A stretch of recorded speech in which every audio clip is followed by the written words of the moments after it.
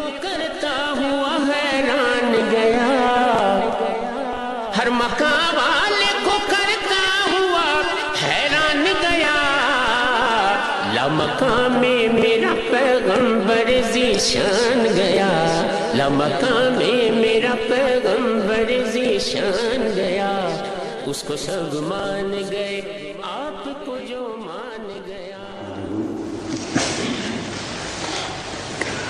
ونصلي ونسلم على سيدنا ومولانا محمد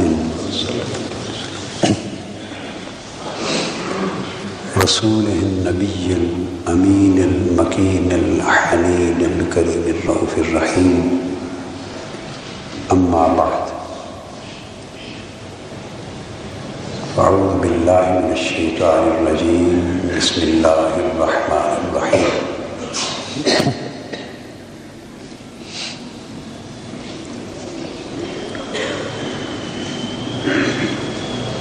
سبحان الذي أسرى بعبده ليلا من المسجد الحرام إلى المسجد الأقصى الذي باركنا حوله لنريه من آياتنا إنه هو السميع البصير، صدق الله مولانا العظيم۔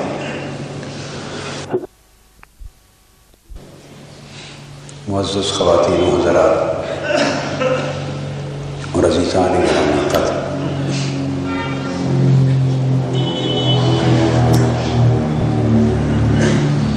اللہ جل مجدہ کی توفیق سے آج ہم معجزہ معراج النبی صلی اللہ علیہ وآلہ وسلم کے ایک خاص پہلو پر گفتگو کریں گے۔ اس موضوع کا تعلق کچھ روحانی بحث سے ہے، کچھ سائنسی بحث سے ہے، اور یہ حسن اتفاق ہے یا سوء اتفاق کہ ہمارے ایک بہت ہی بڑے سائنسدان دوست امریکہ سے تشریف لائے ہوئے ہیں، کبھی کبھی وہ آتے رہتے ہیں امریکہ سے۔ قرآن مجید کی جو آیہ کریمہ میں نے تلاوت کی وہ ایک معروف آیت ہے جس میں حضور نبی اکرم صلی اللہ علیہ وآلہ وسلم کے معجزہ معراج کا ذکر۔ اس آیت کریمہ میں معجزہ معراج کے بہت سے گوشے بیان ہوئے ہیں، اور سفر معراج کے 3 مختلف مرحلوں کا ذکر بھی اسی آیت کریمہ میں ہے، اور بہت سی دیگر تفصیلات ہیں۔ ان پر بہت سے خطابات موجود ہیں، میرے چھپے ہوئے بھی ہیں، کتابی صورت میں، کیسٹس میں بھی ہیں، لہٰذا میں ان بہت سے متعلقہ گوشوں پر اس وقت گفتگو نہیں کرنا چاہتا۔ ایک نقطہ اس آیت کریمہ کے حوالے سے آج ہم لے رہے ہیں، اور وہ ہے لیلن کے حوالے سے کہ اللہ رب العزت نے فرمایا سبحان الذی اسری بعبدہ لیلا، پاک ہے وہ ذات جس نے اپنے بندے کو سیر کرائی رات کے تھوڑے سے لمحے میں۔ لیلن یہ جو تنوین ہے لام پر، یہ تنکیر اور تقلیل کا فائدہ دیتی ہے۔ یہ ایک عربی کا ایک قاعدہ ہے۔ مفاد اس کا یہ ہے کہ یہ واضح کیا جا رہا ہے کہ یہ سارا سفر معراج پوری رات میں نہیں ہوا، رات کے تھوڑے سے حصے میں ہوا، یعنی رات کا ایک چھوٹا سا لمحہ صرف ہوا اور معراج کا سارا سفر مکمل ہو گیا۔ آج کی گفتگو اس نقطے پر ہے کہ وہ پورا کا پورا سفر معراج ایک وقت کی چھوٹی سی اکائی میں، جسے قرآن مجید نے رات کے تھوڑے سے لمحے کا یا رات کے تھوڑے سے حصے کا ذکر کیا ہے، اس وقت کی چھوٹی سی اکائی میں اتنا بڑا طویل سفر معراج کا کیسے ہو گیا؟ سب سے پہلی بات تو یہ ہے کہ یہ معراج کا سفر ایک معجزہ ہے، اور یہ بات ذہن نشین رکھنی چاہیے کہ معجزہ کا لفظ عجز میں سے نکلا ہے، اور عجز سے باب افعال سے اعجاز ہے، اور اس سے معجز اور معجزہ ہے۔ اس کا معنی ہے عاجز کر دینے والا۔ کیا؟ عاجز کر دینے والا۔ کس کو؟ عقل کو۔ کس شے سے؟ سمجھنے سے۔ تو معجزہ انبیاء علیہ السلام کی زندگی میں اللہ کے اذن سے صادر ہونے والا وہ کام جو خرق عادت ہوتا ہے، یعنی عام طور پہ مادی عقل اور انسانی زندگی کے معمولات جو ہوتے ہیں جنہیں انسانی عقل سمجھتی ہے، ان کے خلاف واقع ہوتا ہے، بالعموم ان کے خلاف واقع ہوتا ہے، انسانی عقل اسے کاملاً سمجھنے سے قاصر ہوتی ہے، اسے سمجھ نہیں سکتی۔ کیوں سمجھ نہیں سکتی؟ انسانی عقل معاملات کو کچھ خاص اصول اور ضوابط کی روشنی میں سمجھنے کی عادی ہوتی ہے۔ عقل کا ایک اپنا نظام ہے۔ عقل کا انحصار ہمارے مادی حواس پر ہوتا ہے، اور ہمارے جو حواس خمسہ ہیں، دیکھنا، سننا، سونگھنا، چکھنا، چھونا، یہ جو 5 حواس ہیں، ان سے جو خام مال، خام مواد جسے ہم پرسیپشن کہتے ہیں، وہ جو عقل کو ملتا ہے، میسر آتا ہے، عقل کے کارخانے میں، تو اس کے بھی 5 شعبے ہوتے ہیں۔ عقل کے کارخانے کے بھی 5 شعبے ہوتے ہیں، 5 فیکلٹیز ہوتی ہیں۔ یہ جو پرسیپشنز حواس کے ذریعے، سینسز کے ذریعے ہر روز صبح و شام مختلف معاملات میں آپ کو دیکھ رہا ہوں، آپ مجھے دیکھ رہے ہیں، آنکھیں دیکھنے کا کام کر رہی ہیں، آپ کے کان سن رہے ہیں، ہم کسی چیز کو ہاتھوں سے چھو رہے ہیں، رنگوں میں دیکھنے سے ایک تمیز ہو رہی ہے، چکھنے سے ذائقے کا اندازہ ہو رہا ہے، چھونے سے کسی چیز کے سخت اور نرم و گداز ہونے کا اندازہ ہو رہا ہے۔ یہ خام مواد ہوتا ہے پرسیپشن کا، یہ عقل میں جاتا ہے۔ عقل کے 5 شعبے ان کو آپس میں ایک نظم اور ترتیب دیتے ہیں۔ یاد رکھ لیں کہ آنکھ دیکھتی ہے مگر سمجھتی نہیں ہے، کان آواز سن رہے ہیں مگر بات کو سمجھنے کی طاقت کانوں میں نہیں، ہاتھ چھو رہے ہیں مگر وہ سمجھ نہیں سکتے کہ نرم کیا ہے، سخت کیا ہے۔ یہ سارے احساسات اور ادراکات جنہیں میں لفظ پرسیپشن کہہ رہا ہوں، عربی میں ان کو ادراک کہتے ہیں، علم نہیں کہتے۔ کیا؟ علم نہیں کہتے، ادراک کہتے ہیں۔ یہ سارے عقل کو منتقل ہو جاتے ہیں۔ اب یوں سمجھیں جیسے دھاگا آپ ٹیکسٹائل مل میں تیار کرتے ہیں، پیچھے سے وہ ڈال دیتے ہیں، اور دوسری طرف سے وہ تمام مراحل طے کرنے کے بعد تیار شدہ پرنٹڈ فارم میں خوبصورت کپڑا باہر نکل آتا۔ تو خام مال آپ نے ڈال دیا اور مکمل طور پہ چھاپ والا خوبصورت کپڑا آپ نے لے لیا۔ یہ جو اس مل نے جو کام کیا درمیان میں خام مال کو لے کر شاندار کپڑا آپ کے ہاتھ میں پہنچانے تک درمیانی، یہ کام عقل کرتی۔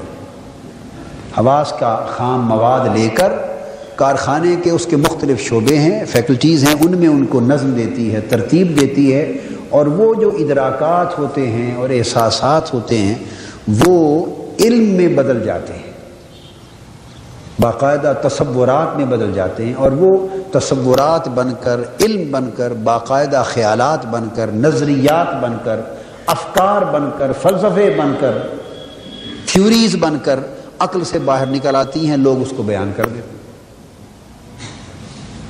عقل کا یہ طریقہ ہے۔ تو جو چیز دیکھنے، سونگھنے، سمجھنے، چکھنے، چھونے میں کبھی نہ آئی ہو اور نہ آ سکے تو صاف ظاہر ہے اس کا بیسک پرسیپشن بھی عقل کو منتقل نہیں ہوا. تو جب اس کا خام مواد ہی عقل میں نہیں گیا، یعنی آپ کپڑے کی مل میں جب دھاگا ہی نہیں ڈالا تو کپڑا کہاں سے نکلے گا؟ اب بات کو سمجھ گیا نا، جب دھاگا ہی نہیں ڈالا تو کپڑا کہاں سے نکلے گا؟ ہر فیکٹری کا یہ طریقہ ہے، جو چیز بھی اس کی پروڈکٹ ہے اس کا خام مواد اس میں ڈالا جاتا ہے تو پھر چیز تیار ہو کے نکلتی ہے. جب آپ نے خام مواد ڈالا ہی نہیں تو کپڑا یا کوئی بھی اور پروڈکٹ نہیں نکل سکتا. بس اسی طرح یہ بات سمجھ لیں کہ جو چیز دیکھنے، سننے، سونگھنے میں نہیں آئی اور مادی حواس سے خارج ہے اور عام معمولات زندگی میں جو ہمارے ایکسپیرینس میں نہیں آتی، تو وہ مواد عقل کو نہیں گیا اور عقل نے اس کے بارے میں کوئی علم، کوئی تصور، کوئی نظریہ ہی مہیا نہیں کیا. لہذا وہ چیزیں، اب ہم یوں کہیں گے کہ جو حواس سے ماورا ہوں، اب بات کو ہم ایک سٹیپ آگے لے جا رہے ہیں، لہذا یوں کہیں گے کہ جو چیزیں حواس سے ماورا ہوں، بلند ہوں اور حواس اور سینسز کے دائرے سے خارج ہوں، وہ عقل سے بھی ماورا ہو جاتی، وہ عقل سے بھی ماورا ہو جاتی ہیں اور وہ عقل میں بھی نہیں آتی، کیونکہ عقل کا سارا انحصار ان مادی حواس پر ہوتا ہے. تو جو اصول بنتے ہیں اور ضوابط بنتے ہیں اور قاعدہ اور کلیہ بنتا ہے اور جو اصول اور پرنسپلز بنتے ہیں سمجھنے سمجھانے کے، کسی چیز کو ایکسپلین کرنے کے، انٹرپریٹ کرنے کے، یہ سارے انہی چیزوں پر قائم ہوتے ہیں.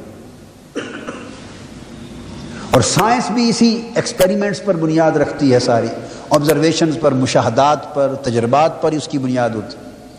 ہر مادی علم جو دنیا میں وجود میں آیا ہے اس کی بنیاد مشاہدات پر ہوتی ہے، تجربات پر ہوتی ہے، اس سے پھر خیالات اور نظریات ڈیولپ ہوتے ہیں.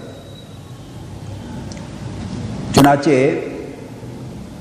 وہ چیزیں جن کا تعلق ورائے مادیات سے ہو، مادی دنیا سے اوپر ہو اور ادراکات سے اونچا ہو اور احساسات دنیا سے خارج ہو، وہ حقیقتیں جو اوپر کی ہوں، وہ نہ حواس میں کبھی آئی ہیں نہ وہ عقل میں آ سکتی ہیں. لہذا وہ جب عقل سنتی ہے، انسان سنتا ہے، تو عقل ان کو سمجھنے سے قاصر ہو جاتی. اس کو معجزہ کہتے ہیں. اس کو حضور صلی اللہ علیہ وسلم نے اپنے دست مبارک میں مثلا پتھریاں، کنکریاں رکھ لی، ابو جہل نے رکھی، پوچھا کیا ہے؟ تو آپ نے فرمایا کہ میں بتاؤں یا یہ خود بول پڑیں؟ اس نے کہا یہ خود بتا دیں. تو کنکریوں نے کلمہ پڑھ لیا. اب یہ کنکریوں کا کوئی معمول تو نہیں ہے اور نہ یہ نظام اور اصول میں بات آتی ہے کہ وہ بولیں، وہ تو پتھر ہیں، جمادات ہیں، مگر ان کا بولنا گویا خلاف ضابطۂ مادی ضابطے کے خلاف ہوا، عقلی ضابطے کے خلاف ہوا. لہذا آپ کسی عقل والے کو کہیں گے جو صرف تعقل پرست ہے، جس کا سارا مذہب اور فکر و نظریہ منحصر ہی عقل پر ہے اور وہ عقل کے سوا کسی چیز کو جانتا ہی نہیں، تو وہ کہے گا میں تو نہیں مانتا، مجھے سمجھاؤ. بھئی تمہاری دانی ہی چھوٹی ہے، سمجھدانی ہی چھوٹی ہے، اس کی ساری بنیاد حواس پر ہے اور یہ چیز حواس سے باہر ہے، تمہیں کیسے سمجھائیں؟ یہ کہنا ہی بے سمجھی کی بات ہے. یہ کہنا ہی جیسے ایک شخص مادرزاد نابینا ہو، مادرزاد، آنکھیں تو کام نہ کریں باقی سب کچھ سلامت ہو، تو آپ اس کو کہیں اب چکھ بھی لو، چھو بھی لو، سن بھی لو، سونگ بھی لو اور بتا دو کہ نیلے، پیلے، سبز اور سفید میں فرق کیا ہے. وہ کہے گا یہ سارا کچھ کر کے بھی میں نہیں بتا سکتا، چونکہ نہ کان بتا سکتے ہیں، نہ ناک، نہ ہاتھ، نہ زبان، یہ تو آنکھ سے پتا چلنا تھا اور میری آنکھ ہے نہیں. گویا چاروں حواس تھے، صرف ایک حس نہ تھی. جس حس نے اس کو دیکھنا تھا تو چاروں حواس کام کر رہے تھے اور رنگ تھے بھی حواس میں آنے والے، تھے بھی مادی طور پر محسوسات میں سے، کوئی ورائے مادیات بھی کوئی چیز نہ تھی. ایک آنکھ نہ تھی تو وہ اس کو نہیں جان سکا. ایک شخص کی پیدائشی طور پہ سونگنے کی صلاحیت ختم ہے، حس نہیں ہے اس کی، حادثہ اس کا شام ماہ کا نہیں ہے. آنکھ بھی سلامت ہے، ناک، کان، عقل سب کچھ سلامت ہے. آپ اس کو کہیں کہ پوری عقل استعمال کر لو اور بتاؤ خوشبو اور بدبو میں فرق کیا ہے، یا چمیلی، گلاب یا دیگر جو رات کی رانی، دن کا راجا، ان میں کیا فرق ہے خوشبو کا؟ وہ کہے گا بھائی خوشبو تو سونگنے سے ہونی تھی اور میرا سونگنا تو ہے ہی نہیں.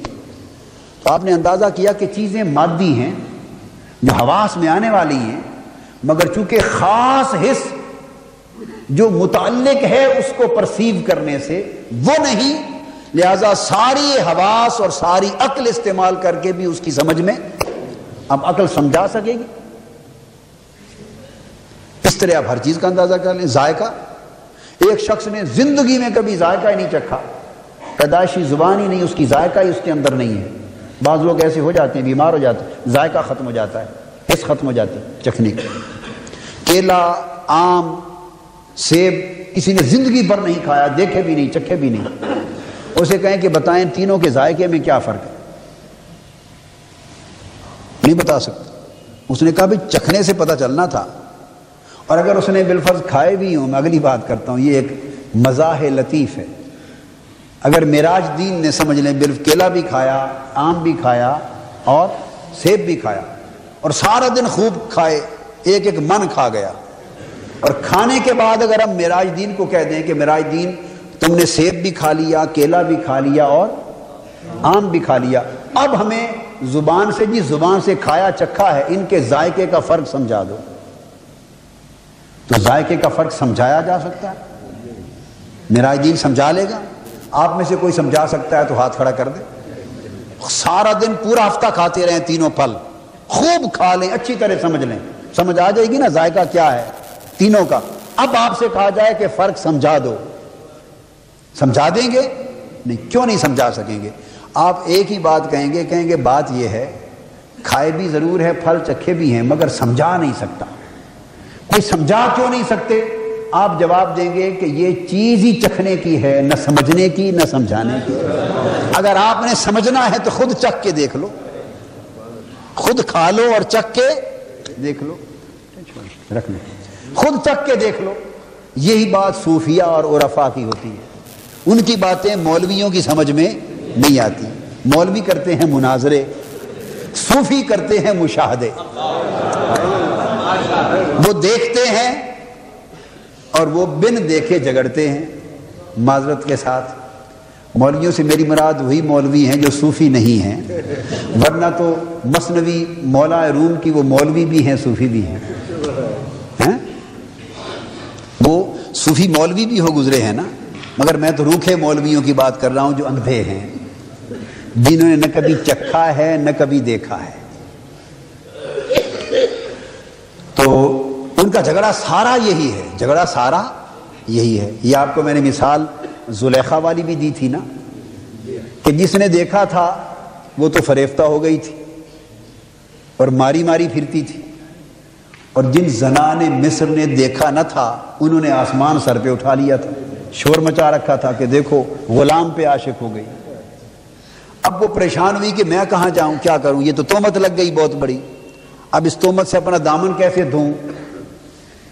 تو اس کی خوش نصیبی پوچھنے کے لیے کہ کیا کروں اس تہمت کے داغ سے دامن صاف ہو جائے، تو کسی مولوی کے پاس نہیں پھنسی. اگر کسی مولوی صاحب کے ہاتھ چڑھ جاتی وہ کہتی کہ ہمیں بھی بلا لو، ان کو بھی بلا لو، زنان مصر کو مناظرہ کروا لو، ڈیبیٹ کروا لو. نہیں، اس کی خوش قسمتی کسی فقیر کے پاس جا پہنچی ہوگی، کسی عاشق صوفی کے پاس پہنچی ہوگی. تو یہ تہمت لگ گئی، زنان مصر نے آسمان سر پہ اٹھا لیا کہ غلام پہ عاشق ہو گئی. تو کوئی طریقہ بتائیں کہ یہ تہمت کیسے دھلے. تو اس فقیر نے، عاشق نے کہا بی بی سادہ سی بات ہے، جو تو نے دیکھا ہے تھوڑا سا ان کو بھی دکھا دے.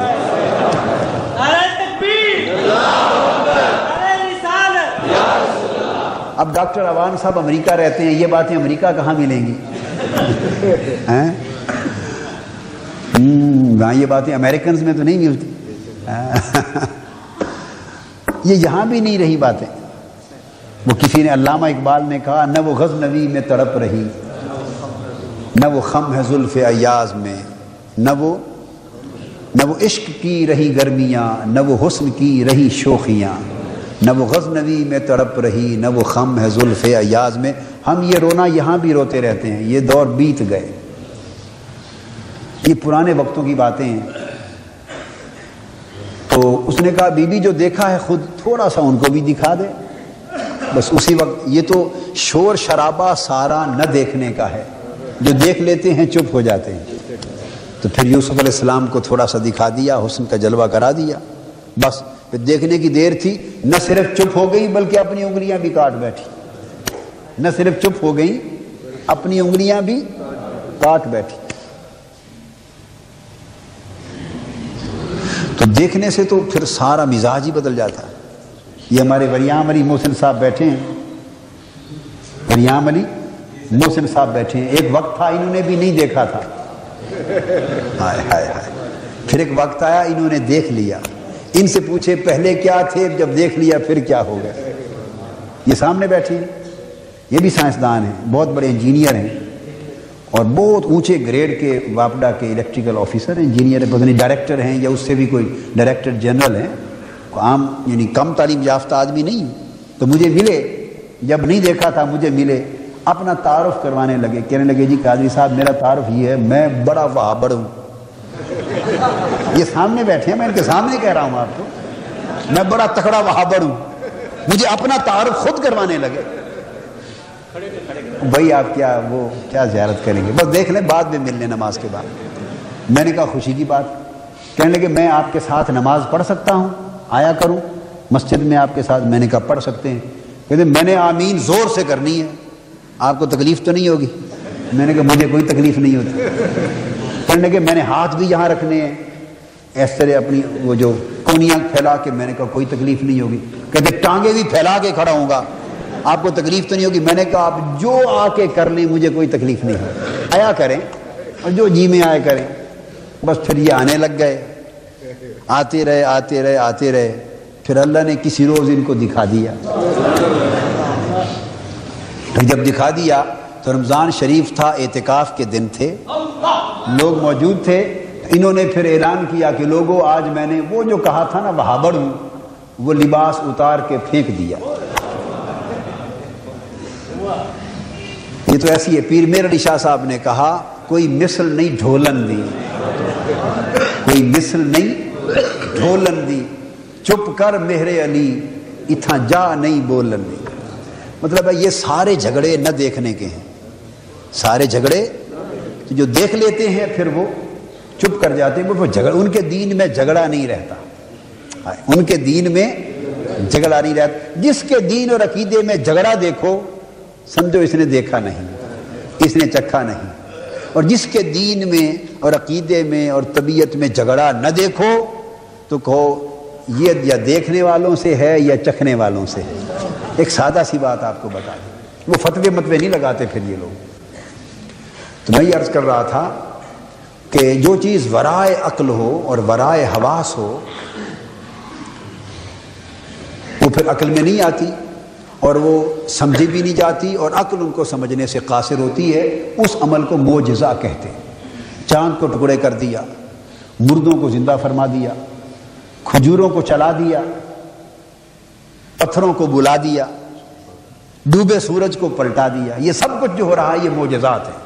یہ اب آپ ان کے طریقے پوچھیں کہ عقل نہیں مانتی. جہاں کچھ عقل والے کہتے ہیں کہ عقل نہیں مانتی جی انہیں سمجھا دیں. انہیں کہا اس کا سمجھ میں نہ آنا ہی تو اس کے حق ہونے کی دلیل ہے. یہ سمجھ میں آ جائے تو معجزہ ہی نہ رہے، سمجھ میں آ جائے تو معجزہ ہی نہ رہے. تو یہ جو سمجھ میں نہیں آتا، یہ جو سمجھ میں نہیں آتا وہ اسی لیے نہیں آتا کہ یہ معجزہ ہے.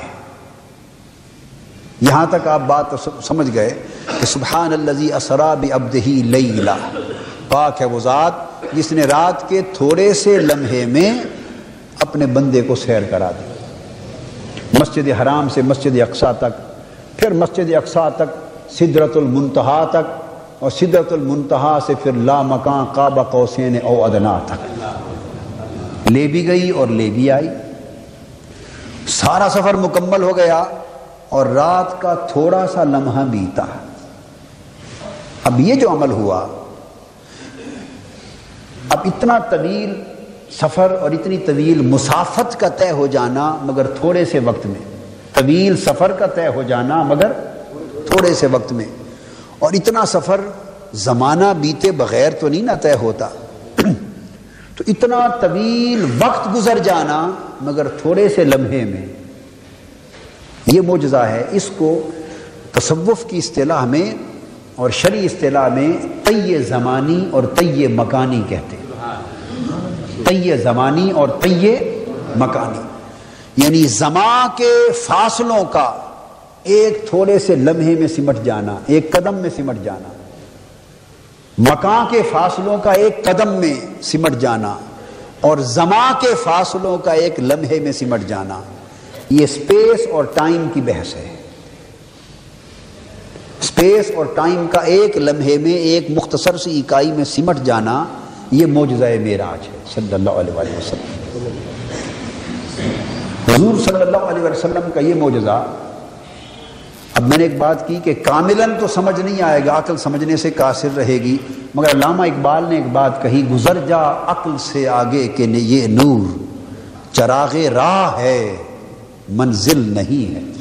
مطلب کہ پورے فہم تک تو نہیں پہنچاتی مگر تھوڑی تھوڑی روشنی ضرور دیتی، سمجھنے میں ہلکی سی مدد ضرور دیتی ہے، کامل فہم تک نہیں پہنچاتی۔ کامل فہم تک ابن سینا نہیں پہنچاتا، وہ تو رومی ہی پہنچاتا ہے۔ بو علی اندر غبار نا کا گم، دست رومی پردہ محمل گرفت۔ کہ عقل بو علی سینا بن کر، وہ فلسفی تھے، عقل بو علی سینا بن کے دوڑی، اور عشق مولائے روم بن کر، عاشق رومی بن کے دوڑا۔ دونوں ایک ہی میدان میں دوڑے، منزل بھی ایک تھی۔ وہ کیا؟ ان کو خبر ہوئی کہ محبوب اونٹنی کے کجاوے پر جا رہا ہے، محبوب نقاب پوش ہے۔ دونوں محبوب کو تکنے کے لیے دوڑے، عقل بھی دوڑی بو علی سینا کے روپ میں، عشق بھی دوڑا مولائے روم کے روپ میں۔ دونوں محبوب کو بے نقاب تکنے اور محبوب کا جلوہ حسن تکنے کے لیے دوڑے، مگر علامہ اقبال کہتے ہیں قریب بھی پہنچ گئے، اونٹنی کے قریب بھی پہنچ گئے، مگر بو علی جو عقل کا نمائندہ تھا وہ اونٹنی کے پاؤں سے اٹھنے والی گرد میں گم ہو کے رہ گیا، وہ گرد میں گم ہو کے رہ گیا، اور مولائے روم جو عشق کا پیکر تھا وہ بڑھا اور اس کے ہاتھ نے محبوب کا پردہ اٹھا لیا، اس نے جلوہ کر لیا۔ بس تو عقل منزل پہ تو نہیں پہنچاتی، اس لیے کہ منزل سے خود ہی ناآشنا ہے، منزل سے خود ہی بے خبر ہے، ابھی اس کو خود بھی منزل کی خبر نہیں ہے۔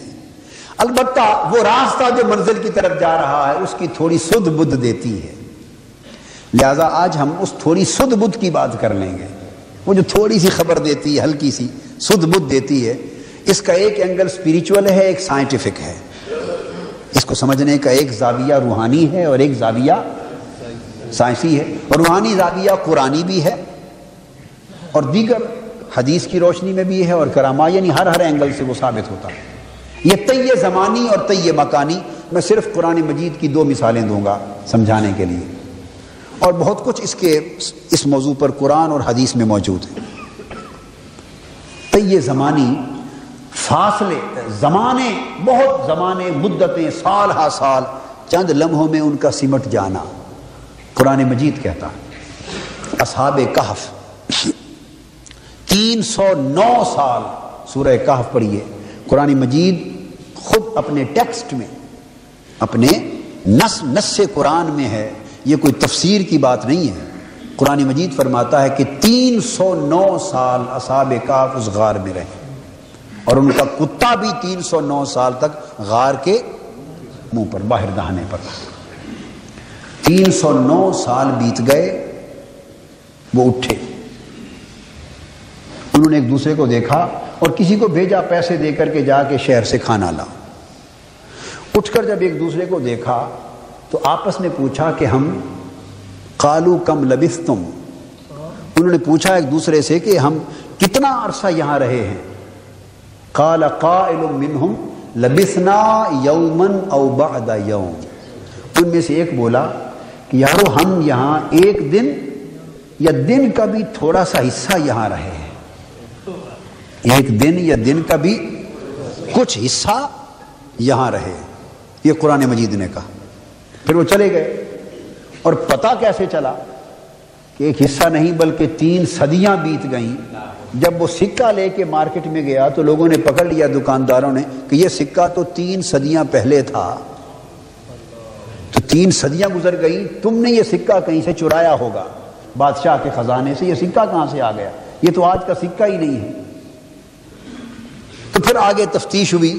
یہاں سے جب پکڑے گئے تو جان گئے کہ یہ تو 3 صدیاں بیت گئی ہیں. اب میں یہ تو ایک واقعہ ہے جو ہر کوئی جانتا اور بیان کرتا ہے. اس کے درپردہ کچھ باتیں ہیں جو عام طور پہ بیان نہیں کی گئی اور سمجھی بھی نہیں گئی عام طور پر, وہ اشارے دینا چاہتا ہوں. سوال یہ ہے کہ یہ 300 سال بیت جانے کی خبر تو ان کو سکے کے ذریعے سے اور باقی تفتیش سے ہوئی. سوال یہ ہے کہ جب وہ اٹھے اور ایک دوسرے کو ملے اور پوچھ رہے تھے کہ ہم کتنا عرصہ رہے, تو 300 سال گزر گئے ہوں تو انسان کا جسم اور کپڑے اور بال اور جلد یہ بھی نہیں بتائے گی کہ 3 صدیاں بیت گئی. آپ کسی کو 300 سال کے لیے کھلی غار میں دانے میں رکھ دیں اور چلو کسی طریقے سے جسم ڈکے ہونے سے بچا لیں, تو 3 صدیاں اس جسم پہ بیتیں تو جسم نہیں بتائے گا, وہی حالت رہے گی. وہ آئے تھے تو جوان تھے, وہ تو 3 صدیاں بیت گئیں تو بالوں کی رنگت میں بھی فرق نہیں پڑا, بال گرے بھی نہیں ہوں گے, ختم بھی نہیں ہوئے ہوں گے, جلد پہ جھریاں بھی نہیں آئی ہوں گی, کپڑے بھی نہیں پھٹے ہوں گے. جن کپڑوں پر 300 سال بیتے ہوں, جسم پر 300 سال بیتے ہوں, بالوں پر 300 سال بیتے ہوں, تو جب ایک دوسرے کو وہ دیکھ رہے تھے تو یہ بھی اندازہ نہیں ہو رہا ہوگا. اور ایک نے کہا کہ 1 دن گزرا ہے یا اس سے بھی کم عرصہ, تو باقی 6 نے نہیں کہا ہوگا یار یہ حالت جو ہماری ہو چکی ہے یہ 1 دن میں ہوتی. 2 دن گزر جائیں تو کپڑے میلے ہو جاتے ہیں, اور عرصہ گزر جائے تو پھٹ کر پرانے چیتڑے ہو جاتے ہیں. تو یہ کپڑے, یہ جسم, یہ بال, اگر وہ جسم بوڑھا ہو گیا ہوتا, بال سفید ہو گئے ہوتے یا گر گئے ہوتے یا کپڑے چیتڑے ہو گئے ہوتے اور کپڑے بھی یہ حالت ظاہر کرتے, تو وہ 1 دن یا 1 دن کا کچھ حصہ یہ خیال نہ کرتے. وہی بات طے ہو جاتی کہ نہیں یار یہ تو جسم کی حالت اور کپڑوں کی حالت بتا رہی ہے کہ بڑا زمانہ گزر گیا ہے. بڑی سادہ سی بات تھی, مگر اس سب کچھ کے باوجود ان کا کہنا کہ 1 دن یا اس کا کچھ حصہ بیتا ہے. اس کا مطلب یہ ہے کہ 3 صدیاں گزر گئی تھیں مگر جسموں پر پل بھی نہ گزرا تھا, جسموں اور کپڑوں پر پل بھی نہ گزرا تھا. تو یہ کیا تھا؟ رب کائنات کی یہ قدرت کا نظام تھا کہ ایک طرف پوری دنیا کے لیے زمان کو اپنے نظام کے مطابق چلائے رکھا, ٹائم اپنے طریقے کے مطابق چل رہا تھا, مگر ان کو ایک ایسے مقام پر جس طرح رکھ دیا گیا تھا کہ ان کے لیے وہ زمان کی ساری اکائیاں سمٹ کر وہ جو سنگل والیوم, 0 والیوم سنگولیرٹی ہوتی ہے, ان کو سنگولیرٹی میں ڈال دیا تھا. ان کو اس ایک 0 والیوم سنگولیرٹی ہے, میں آگے چل کے اس کی تھوڑی سی وضاحت کروں گا. ان کو ایک ایسی اکائی, ایک ایسے مقام پر پہنچا دیا تھا گویا کہ جہاں نہ زمان رہتا ہے نہ مکان رہتا. تو ان پر وہ زمان کا بیتنا گویا بیتا ہی نہیں, جیسے تازہ آئے تھے ویسے ہی تازہ اٹھ کھڑے ہوئے. ان کے لیے سارے زمانے سمیٹ دیے گئے, سکیڑ دیے گئے, دنیا کے لیے زمانے پھیلا دیے گئے. یہ قرآن مجید گواہ ہے. اب میں ایک مکان کا, یہ ٹائم کے لیے تھا, اب سپیس کے لیے. حضرت سلیمان علیہ السلام اپنے دربار میں اعلان کرتے ہیں, ایکم یاتینی یا ایھا الملأ ایکم یاتینی بعرشھا قبل ان یاتونی مسلمین. خبر ملی کہ ملکہ سبا بلقیس مسلمان ہونے کے لیے آ رہی ہے, تو فرمایا اس کا تخت ہے 900 میل فاصلے پر, اس کی مسافت پر پڑا تھا. فرمایا تم میں سے کوئی ہے جو اس کے آنے سے پہلے اس کا تخت یہاں حاضر کر دے, ہم اس کو دکھانا چاہتے ہیں کہ تمہارے آنے سے پہلے تمہارا تخت ہم نے منگوا لیا. قال عفریت من الجن انا آتیک بہ قبل ان تقوم من مقامک. ایک بہت بڑا تکڑا جن اٹھا اور خبیث قسم کا جن تھا، تکڑا جن تھا، اٹھا، اس نے کہا میں وہ تخت یہاں لا سکتا ہوں کتنی دیر میں؟ فرمایا آپ کی کچہری برخاست ہونے سے پہلے، یا کرسی پر آپ بیٹھے ہیں تو آپ کے قیام کرنے سے پہلے تخت یہاں حاضر کر سکتا ہوں، اور میں اس کے اوپر قوت رکھتا ہوں، قوت رکھتا ہوں۔ آپ نے فرمایا نہیں، تو نے دعویٰ کیا ہے، ہمیں دعوے والے لوگ قبول نہیں ہیں، ہمیں تو عاجز لوگ قبول ہیں جو سب کچھ کر سکیں اور کہیں کچھ بھی نہیں کر سکتے، وہ قبول ہے۔ یہ ایمان کی بات نہیں ہے دعویٰ کرنا۔ رد کر دی اس کی آفر۔ اس کے بعد دوسرا اٹھا، وقال الذی عنده علم من الکتاب، ایک ایسا اٹھا جس کے پاس کتاب کا علم تھا، کتاب کا علم تھا۔ قال انا آتیک بہ قبل ان یرتد الیک طرفک، فرمایا میں وہ تخت آپ کے پاس لا سکتا ہوں کتنی دیر میں؟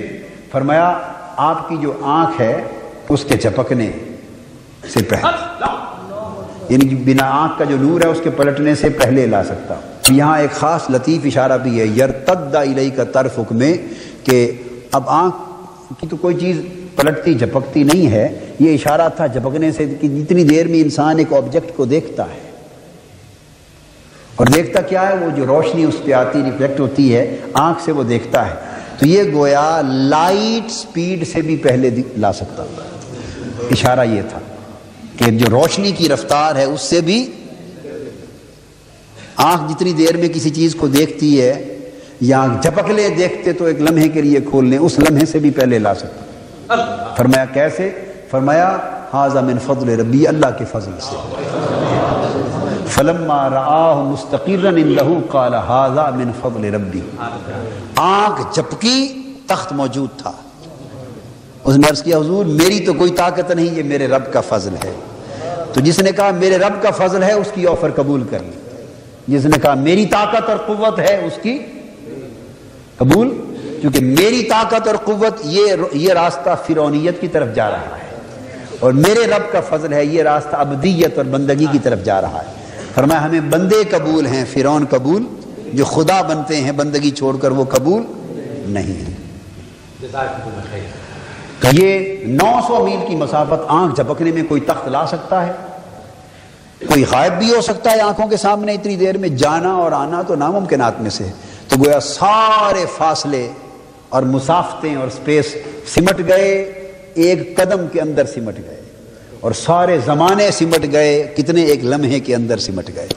تو قرآن مجید سے میں نے صرف 2 حوالے آپ کو دے دیے، یہ بات واضح کرنے کے لیے کہ اللہ پاک چاہے تو کسی کے لیے زمانے پھیلا دے، کسی کے لیے ایک اکائی میں سکیڑ دے، اور چاہے تو کسی کے لیے مکان اور سپیسز اور فاصلے مسافتیں پھیلا دے، اور وہ اپنے حال اور اپنے نظام کے مطابق چلتی نہیں، اور کسی کے لیے ان ساروں کو ایک قدم کے بھی تھوڑے سی اکائی کے اندر سمیٹ کے رکھ دے۔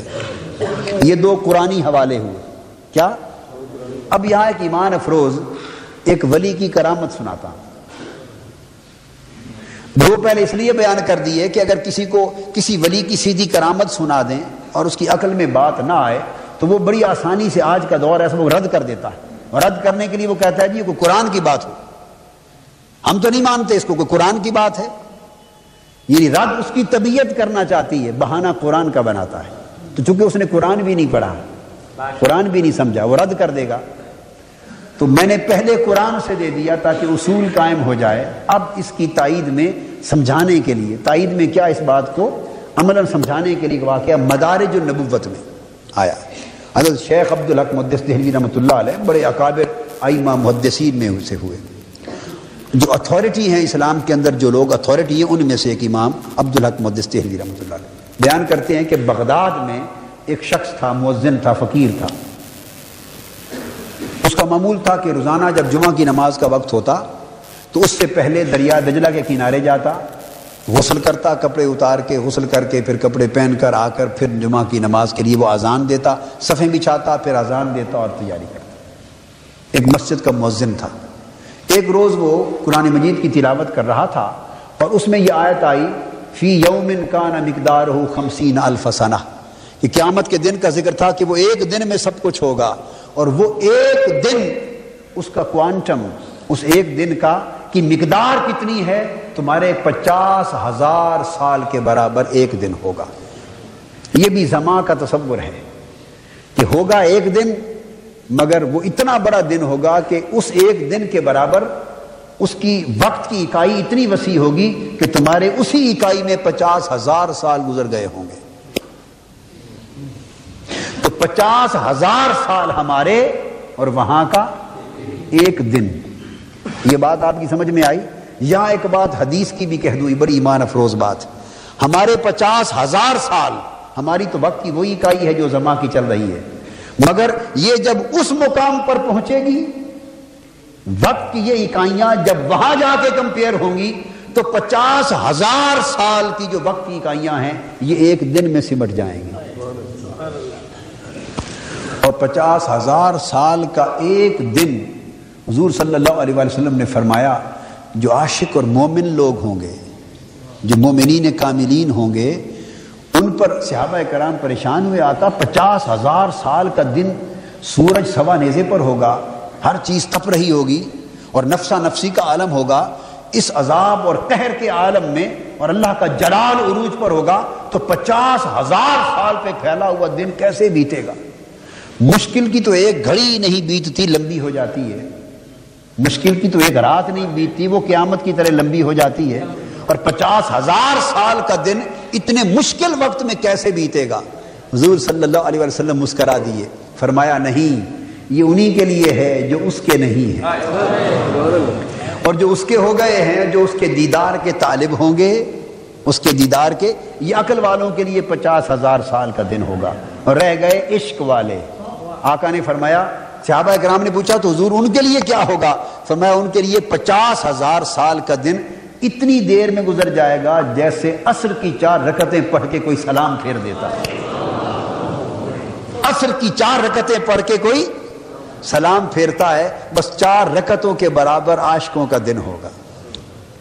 قیامت کا دن غروب ہو جائے گا، ختم ہو جائے گا، اور عاشق کہیں گے بس مولا اتنا چھوٹا دن ختم بھی ہو گیا، ختم بھی ہو گیا، ابھی تو جی بھر کے تک بھی نہیں پائے تھے، ابھی تو جی بھر کے تکا بھی نہیں تھا۔ وہ کسی نے کیا خوب کہا کہ اے ابر کرم ذرا تھم کے برس، اتنا نہ برس کہ وہ آ نہ سکے۔ اے ابر کرم ذرا تھم کے برس، اتنا نہ برس کہ وہ آ نہ سکیں، وہ آ جائیں تو پھر جم کے برس، اور اتنا برس کہ وہ جا نہ سکیں۔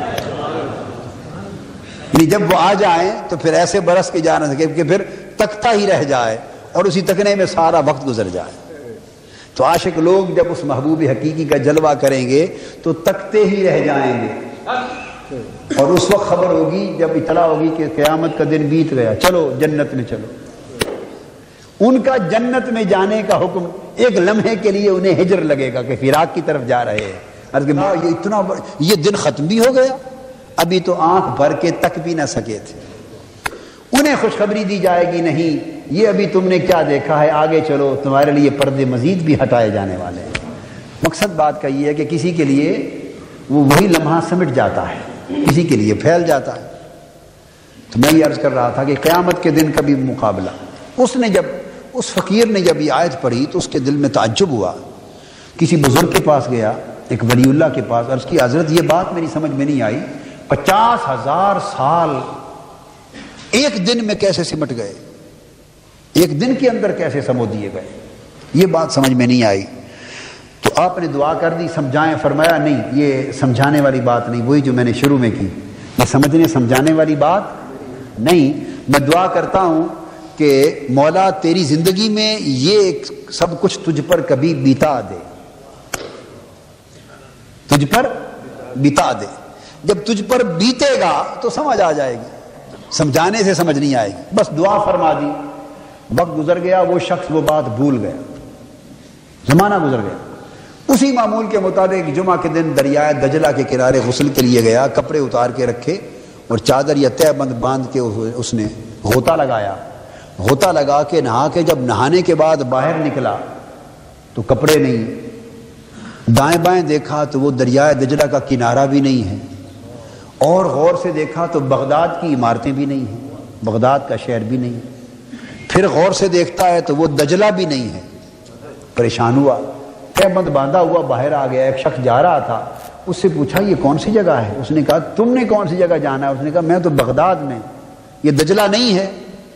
اس نے کہا پاگل ہو، یہ تو دریائے نیل ہے، یہ شہر بغداد کا کنارہ نہیں۔ اس نے کہا نہیں، یہ تو مصر کا کنارہ ہے، تم کہاں؟ اس نے کہا میں تو ابھی کپڑے اتار کے یہاں نہانے کے لیے دریائے دجلہ میں غوطہ لگایا تھا۔ اب اس نے سمجھا یہ پاگل ہے، اس نے سمجھا یہ پاگل ہے۔ ہائے ہائے، جس پر بیت جاتی ہے پھر وہ پاگل ہی ہوتے ہیں۔ ہائے ہائے، جس پر بیت جاتی ہے وہ ناسمجھوں کے لیے پاگل ہی ہوتے ہیں، کہ ان کی بات نہ اوروں کی بات ان کی سمجھ میں آتی ہے، نہ ان کی بات اوروں کی سمجھ میں آتی ہے، تو پاگل نہ کہلائیں تو کیا کہلائیں۔ اور اگر پاگل کا پنجابی میں تجزیہ کر دیں نا، پنجابی میں تجزیہ کر دیں تو پاگل کا مطلب ہے جو گل کو پا گیا، جو گل کو پا گیا۔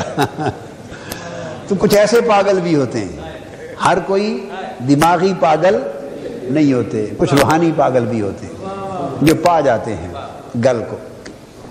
اپنے من میں ڈوب کر پا جا سراغ زندگی، جو سراغ زندگی کو پا لیتے ہیں من میں ڈوب کر۔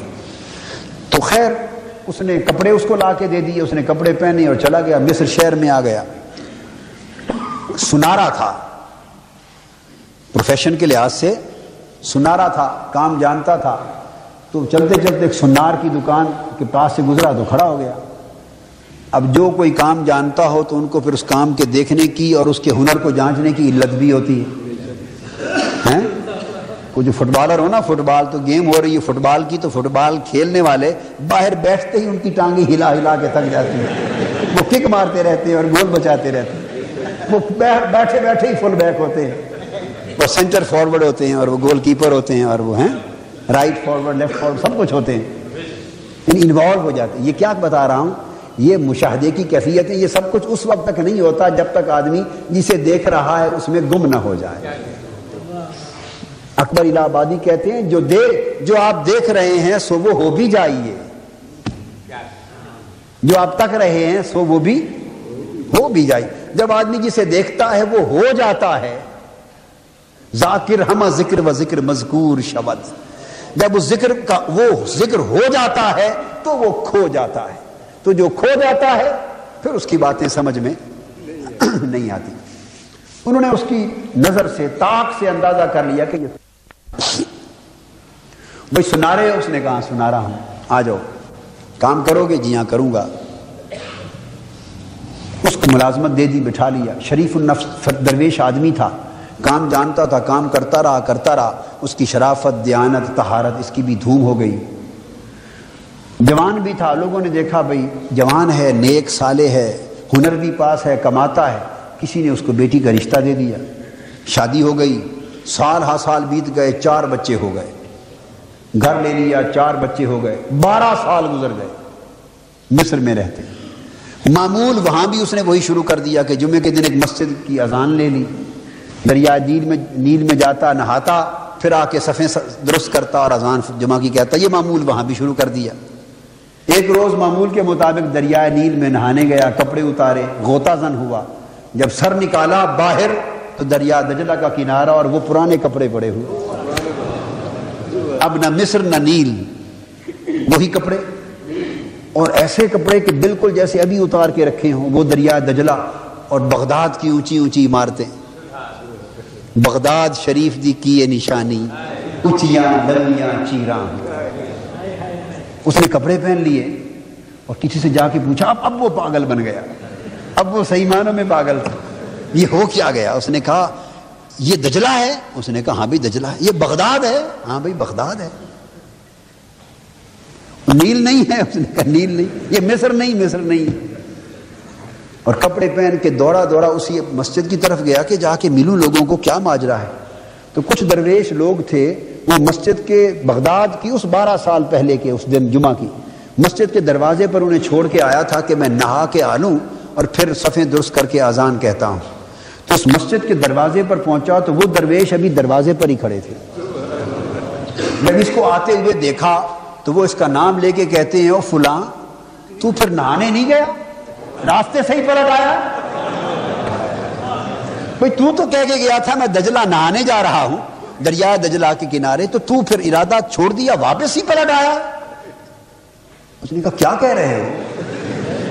اس نے کہا تم ابھی تو کہہ گئے تھے نا کہ میں دریا دجلہ کے کنارے نہا کے آتا ہوں اور اذان. اس نے کہا تو ابھی تو اذان بھی تو جمعہ, اس نے کہا اذان بھی نہیں ہوئی, وقت بھی نہیں ہوا, تو تم راستے سے پلٹ آئے ہو؟ اس نے کہا نہیں, میں تو مصر میں 12 سال گزار کے آیا ہوں, 4 بچے پیدا کر دیے, فیملی والا ہو گیا. انہوں نے کہا تم پاگل ہو. وہ جہاں جائے بس وہ پاگل ہی بنا پھرے. کیوں؟ اس پر بیت گئی تھی. اس فقیر کی ولی اللہ کی دعا کہ خدا تجھ پہ بیتا دے, کہ جب تک بیتے گی نہیں سمجھ نہیں آئے گی کہ جیسے 12 سال ایک لمحے میں بیت گئے ویسے 50,000 سال ایک دن میں بیت جائیں گے. زماں اور مکان اللہ کی پیدا کردہ اکائیاں وہ سمٹ جائیں گی. یہی طریقہ جیسے یہ روحانی اعتبار سے بات سمجھائی. آج سائنس چونکہ عقل کی پیداوار ہے تو میں نے بتایا منزل پر تو نہیں پہنچاتی مگر تھوڑی تھوڑی سدھ بدھ دیتی جا رہی ہے. سدھ بدھ. اب سائنس نے ایک تھیوری آف ریلیٹیوٹی دی, یا آئنسٹائن نے اس کو ڈیولپ کیا, تھیوری آف ریلیٹیوٹی. پھر آگے چلتے چلتے چلتے لیٹسٹ آگے جو نئی تھیوریز آ گئیں آج, جس میں ایڈون ہبل اور ولسن وغیرہ کی تھیوریز لیٹسٹ آگے 1965 کی اور اس کے بعد 70s کی, اور ان تھیوریز پر اس کو ابھی نوبل پرائز بھی ملا ان لوگوں کو. تو انہوں نے جا کے جب اس کائنات کی تخلیق کی بات کی اور کائنات کی ایکسپینشن کی تھیوری دی اور زیرو والیوم سنگولیرٹی کا آئیڈیا دیا کہ کائنات ایک اکائی سے پیدا ہوئی, تو ان تمام تھیوریز کا ماحصل یہ ہو گیا. ماحصل میں چونکہ وقت زیادہ ہو گیا ہے تو ایک ایک کی الگ وضاحت کرنے کی بجائے نچوڑ بتا رہا ہوں. ماحصل یہ ہو گیا کہ آج کی سائنس اس بات پر متفق ہے کہ زمان, مکان اور اس طرح باقی فورسز ہیں, میٹر ہے, انرجی ہے, ان تمام چیزوں میں آپس میں ایک تناسب اور ایک ربط ہے, ایک ریلیشن شپ ہے. یہ ایک دیکھنے میں مکان اور زمان میں کوئی ریلیشن نظر نہیں آتا مگر سائنس نے اسٹیبلش کر دیا ان تمام چیزوں کے اندر ایک ریلیشن شپ ہے. اور یہ تھیوری بتا رہی ہے کہ کائنات ہمہ وقت ایکسپینڈ ہو رہی ہے. ایکسپینشن آف یونیورس کا آئیڈیا ہے, ایکسپینڈ ہو رہی ہے, اور اس کے ساتھ یہ پھر ساری گلیکسیز اور اس کے فاصلے اور زمان مکان ہر چیز ایکسپینڈ ہو رہے ہیں. اس طرح ایک جیسے ایکسپینشن ہوتی ہے نا, ایسی ایکسپینشن ہو رہی ہے. اب سائنس کہتی ہے کہ یہ اس رخ تو ایکسپینشن ہو رہی ہے, تو آپ اگر ایکسپینشن اس رخ ہو رہی ہو تو اب ان خطوط کو پیچھے کی طرف لے جائیں, ان خطوط کو پیچھے کی طرف لے جائیں. تو وہ کہتے ہیں کہ جب پیچھے لے جائیں تو ایک وقت جہاں سے مادی کائنات شروع ہوئی وہ ایک ایسا وقت آتا ہے کہ جہاں وہ ساری ایکسپینشن کائنات کی ایک اکائی میں, جس کو زیرو والیوم سنگولیرٹی کا نام دیا گیا, اس ایک اکائی میں ساری ایکسپینشن گم ہو جاتی ہے, ایک اکائی میں گم ہو جاتی. اور جب وہ ایک اکائی کے مقام پر پہنچتے ہیں, وحدت کے مقام پر, کیا وحدت کے مقام پر پہنچتے ہیں جہاں سے کائنات کی ساری کثرت نکلی شروع ہوئی, وہاں جا کر زمان اور مکان ختم ہو جاتے ہیں. یہ زمان اور مکان ایکسپینشن سے وجود میں آئے, تو وہاں نہ زمان رہتا ہے, نہ مکان رہتا ہے, نہ میٹر رہتا ہے, نہ انرجی, وہ سب ایک اکائی میں گم ہو جاتے ہیں. اس کا مطلب پھر وہ کہتے ہیں کہ یہ ساری ایکسپینشن کے بعد اب ایک تھیوری ہے سائنس کی, یعنی ایکسپلینیشن کر رہی ہے سائنس. وہ کہتی ہے کہ پھر یہ ساری ایکسپینشن کنٹریکشن میں بدل جائے گی. اس کے بعد کائنات پھر سکڑنا شروع ہوگی اور کنٹریکٹ ہو کے وہ بڑھتے ہوئے خطوط پھر ملنے کی طرف چلنے لگ جائیں گے, اور چلتے چلتے جہاں جا کر کائنات ختم ہوگی وہ پھر زیرو والیوم سنگولیرٹی ہو جائے گی, وہ پھر مقام وحدت ہوگا.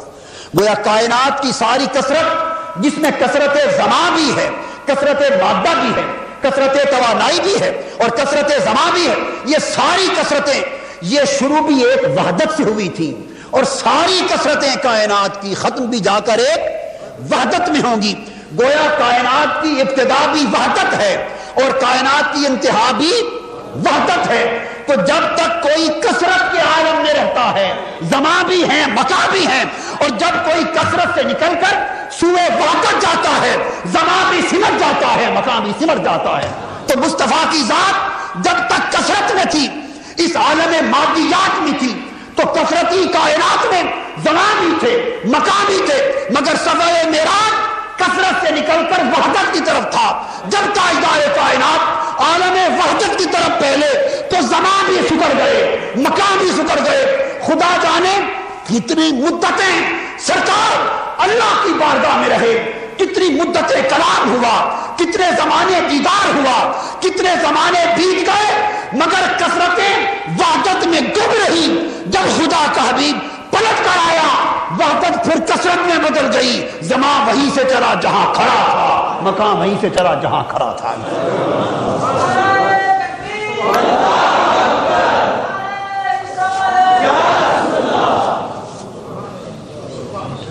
اب سائنس تو اس کو کائنات کی ابتدا اور انتہا کے اینگل سے لیتی ہے، مگر معجزہ یہ بیان کرتا ہے کہ وہ جس وحدت سے شروع ہوئی ہے، جس کو اس لیے شریعت میں اس مکان کو عالم لا مکان کہتے ہیں، وہ مقام وحدت ہے، اسے عالم۔ تو دیکھیے نا، سدرۃ المنتہا تک یہ سب عالم مکان ہے، آسمانوں کی کائنات تک یہ سارا عالم مکان ہے، اور جہاں عالم مکان ختم ہوتا ہے وہاں اس مکان کا ایک نام ہے، اور وہ ہے لا مکان، یعنی سپیس ختم ہو گئی۔ تو جہاں سپیس ختم ہوتی ہے وہ سنگولیرٹی ہے، وہ مقام وحدت ہے، اور وہاں نہ زمان ہے، اسی طرح نہ وہاں مکان ہے، نہ مکان ہے نہ زمان ہے۔ تو حضور صلی اللہ علیہ وسلم کا معجزہ زمانی اور مکانی اتنا عظیم، زمانی اور مکانی اور لسانی اعتبار سے اتنا عظیم معجزہ ہے کہ صدیوں ہزاروں برس بعد سائنس ترقی کرتے کرتے ایک ایک دو دو پردے آہستہ آہستہ اٹھاتی چلی جائے گی، اور چراغ راہ ہے منزل نہیں ہے، اس عقل اور سائنس کے چراغ سے آقا کے معجزوں کی تصدیق ہوتی چلی جائے گی۔ اللہ تبارک و تعالی ہمارے حال پہ کرے۔ وما علینا کرتا ہوا حیران گیا، ہر مقام والے کو کرتا ہوا حیران گیا، لامکان میں میرا پیغمبر ذیشان گیا، لامکان میں میرا پیغمبر ذیشان گیا، اس کو سب مان گئے آپ کو جو